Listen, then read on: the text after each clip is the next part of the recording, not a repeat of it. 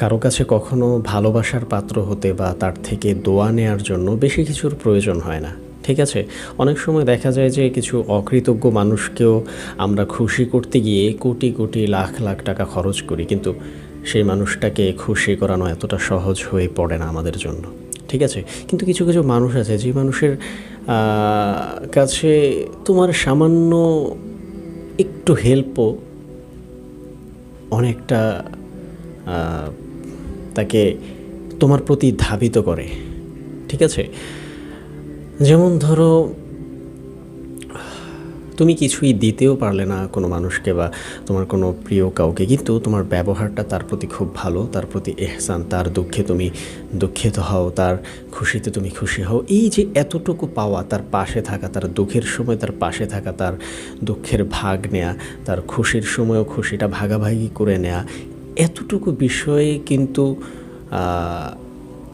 তার প্রতি মানে তোমার প্রতি তার ভালোবাসা ভেতরে সৃষ্টি হবে।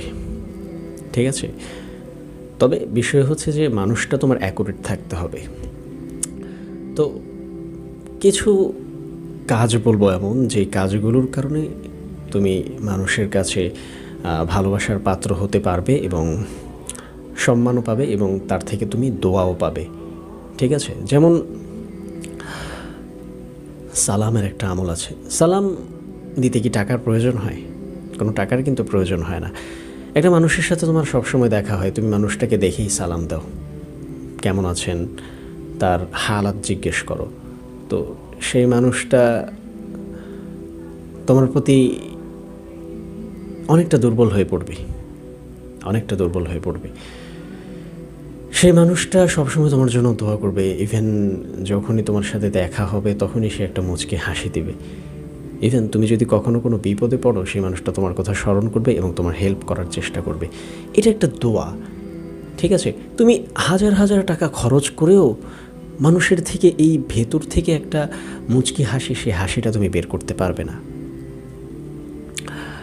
তারপর পথে ঘাটে তুমি চলছো, যেমন আমাদের মানে আমরা ম্যাক্সিমাম যে সমাজে বসবাস করি, তাদের বিষয়টা কেমন হয় যে তারা মেইন রোড থেকে আসার সময় ধরো মেইন রোডে বাস থামায়, তো বাস থামানোর পর বাসের থেকে নামে, আর নামার পর সিএনজি, অটো বা রিক্সা এরকম কিছু নিতে হয়। তো তোমার কোনো পরিচিত মানুষ সিএনজিতে তোমার সাথে উঠলো, ঠিক আছে? তো সেই মানুষটার ভাড়া তুমি দিয়ে দিলে। কত টাকা ভাড়া থাকে? 30 টাকা, 40 টাকা, 50 টাকা। সেই মানুষটার ভাড়া তুমি তো একদিন দিয়ে দিলে।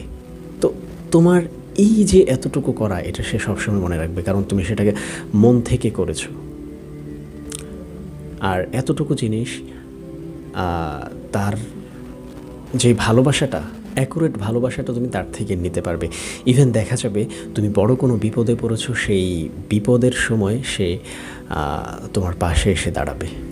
কিন্তু বর্তমানে সোসাইটিতে আমাদের চলতে গেলে কে কার উপরে যাব, কে কার সাথে কথা বন্ধ করে থাকতে পারবো, কাকে নিজের কাছে কখনো জায়গা দেব না, এই চিন্তায় থাকি। যে আমাদের মন মানসিকতাটা ঠিক এমনটাই হয়ে গিয়েছে যে আমি কেন তার সাথে কথা বলবো? আমার কি এতটাই ঠেকা পড়েছে নাকি যে আমি তার সাথে কথা বলতে যাব? এই যে মন মানসিকতাটা না, এই মন মানসিকতার কারণেই আমরা সমাজের মধ্যে সম্মানক্ষুণ্ণ হচ্ছি, সম্মানহীন হিসেবে বিবেচিত হচ্ছি। এই কারণেই তো আমাদের মূল পয়েন্ট থাকতে হবে যে মানুষের সাথে আমাদের সম্পর্ক ভালো রাখতে হবে। সবার সাথে সম্পর্ক ভালো রাখার দরকার নেই। তো সমাজের সব মানুষের সাথে তুমি সম্পর্ক ভালো রাখতে পারবেও না। কিছু মানুষ আছে যাদের সাথে সম্পর্ক ভালো রাখতে চাইলেও তুমি পারবে না, তারা তোমার ক্ষতি করতেই চাইবে। কিন্তু তোমার সাথে কিছু মানুষ আছে, যে মানুষ তোমার প্রতিবেশী বা তোমার পরিচিত, হাতে গোনা কিছু মানুষের সাথেই তোমার যদি সম্পর্ক ভালো থাকে, এটাই অনেক বড় পাওয়া।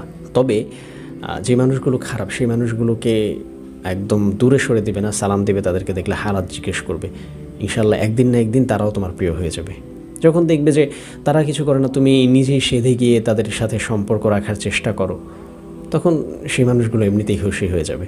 তো একসময় দেখা যাবে তারাও তোমার বিপদে পাশে এসে দাঁড়াবে। তো এই মানুষের সাথে সম্পর্ক, এই যে আন্ডারস্ট্যান্ডিংটা, এই আন্ডারস্ট্যান্ডিংটা তুমি যতটা ঠিকঠাক রাখবে, ততটা তুমি উপরে চলে যেতে পারবে। ঠিক আছে? মানুষের সাথে তার কোয়ালিফিকেশন দেখে কখনো মিশবে না। অনেক কোয়ালিফিকেশন ওয়ালা মানুষ আছে যারা তোমাকে সম্মান করবে না, সঠিক সম্মান দিতে পারবে না। তো মানুষের সাথে এই যে আমাদের চারপাশে যে মানুষগুলো আছে, বন্ধুবান্ধব, তাদের সাথে সম্পর্ক রাখার একান্ত প্রয়োজন, আমাদের একান্ত প্রয়োজন। কখন কোন বিপদ এসে যায় বলা যায় না। ইভেন এমনটাও হতে পারে সেই মানুষটা তোমার জন্য দোয়া করেছে, এই দোয়ার কারণে তুমি কোনো একটা মুসিবত থেকে আল্লাহর রহমতে বেঁচে গেলে, এমনটা হতে পারে। সুতরাং সমাজে মুরব্বী বলো, ইয়াং জেনারেশন বলো, ছোট ছোট বাচ্চা বলো, তাদেরকে স্নেহ করবে, মাঝে মাঝে দু একটা চিপস কিনে খাওয়াবে, এতটুকুই তারা তোমার মনে রাখবে।